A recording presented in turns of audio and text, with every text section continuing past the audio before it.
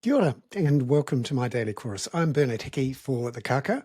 This is my daily podcast, video, and email newsletter that's delivered via Substack. And you can also find bits and pieces of it in various social platforms, LinkedIn, YouTube. You get the picture. Today I wanted to talk about construction, stimulus, and the economy. In the last day, we've seen an interesting poll result via One News Varian showing that 60% of the public want the government to do more to stimulate, to create jobs. And it's not just the public who want this. Last night, Rick Hurd, who is the former CEO of Naylor Love, came out and said that stimulus was needed to avoid further contraction of the construction sector and further job losses. Remember, we've seen 16,000 jobs lost since the election, largely due to the decision the government took at the end of 2023, early 2024, to suspend all work on transport planning, on hospital planning, and new planning for Kāinga Ora. Subsequently, school buildings have restarted, but Kāinga Ora remains off plans for new housing. And of course, transport was dramatically affected by cuts in spending by NZTA, which of course were matched by cuts in spending by councils. On top of that, you saw the reversal of Three Waters and the RMA, which put a lot of work on hold. So in the last year and a half, we've seen those 16,000 jobs lost. And there are various ways to measure the impact of that on the economy, but also give us a sense of what's coming and to test the comments from the likes of Christopher Luxon, Nicola Willis and Chris Bishop. And to do that, I think it's worth having a look at some of these numbers. Firstly, there's the poll results. 60% say not enough is being done by the government to stimulate jobs growth. 29% say it's about right, and there's 4% who say it's too much. But clearly the public want it. Here's Rick Hurd commenting via One News last night, an excellent piece from Mikey Sherman on that poll result.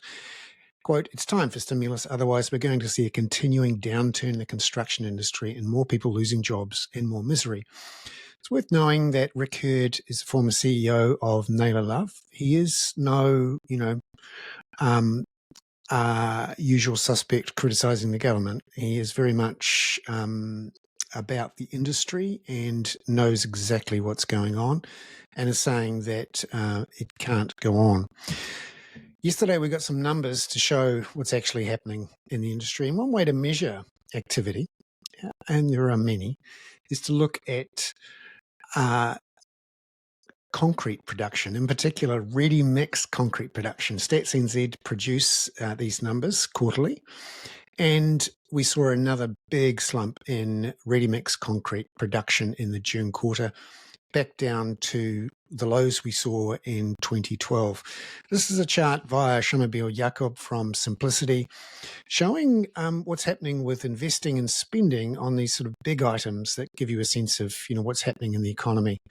And you can see since 2024, there's been a big drop-off in ready-mix concrete. That's the black line. Also in the purchase of used cars, they've been down for quite some time, and now they're back down to levels we haven't seen since 2009. That's despite the population being at least 500,000 larger. And new tractors.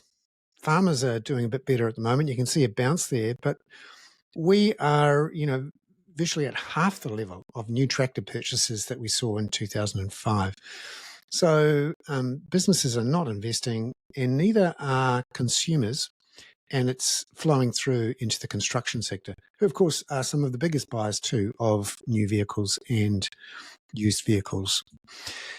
So you might have heard the government talk about $6 billion of infrastructure spending that's going to start before Christmas. In fact, that's the comment from Christopher Luxon in a speech he gave to the National Party on August the 2nd in Christchurch. Before Christmas, more than $6 billion of projects will get underway. Projects like the Bryme Street upgrades in Christchurch. He wrote into his speech notes exclamation marks just to emphasise these points. And you can see he's listing up a bunch of names there. So 6 billion sounds like a lot of work to get going before Christmas. But let's actually look at what is actually happening and test it with some numbers and have a look at the footnotes. So that list that talk about $6 billion came out on July the 20th. And the statement included the list of projects, but also included this asterisk. This list excludes a small number of significant projects which will begin construction before the end of 2025, but cannot yet be named for a range of commercial reasons. So how on earth are you going to have people employed digging things up, laying things down, when you can't even name the projects? That means you probably haven't got consent apart from anything else. You certainly haven't done a deal. You haven't got people planning and building and buying machinery and renting machinery. There's no way that can be done before Christmas. And the statement says the value of these projects is included in the $6 billion total. So announcements will be made about them in the coming weeks and months, and we haven't frankly heard them. So take the comment about 6 billion with a grain of salt. Also, Shaman Bill Jakob's doing some excellent work in measuring what is actually happening in the infrastructure pipeline. Now, these are the numbers that the industry has to look forward to, not just what I call vaporware, broad statements, but actually what is actually fully funded. Remember, betwixt announcement and shovels in the ground, stuff happens. And when you actually look at the amount that's actually out there in the next 3 or 4 years, it's not much. Fully funded, it goes from $14 billion in 2024-5 down to 5, and within a couple of years, we're down to less than $1 billion. So there's a whole bunch of black and grey lines there. The grey lines is funding source to be confirmed, part funded. So one of the reasons is the government's relying on PPPs, which take an awful long time to negotiate. Often they effectively raise the threshold for projects to go ahead because the cost of building is much higher. And they also require a whole bunch of negotiation.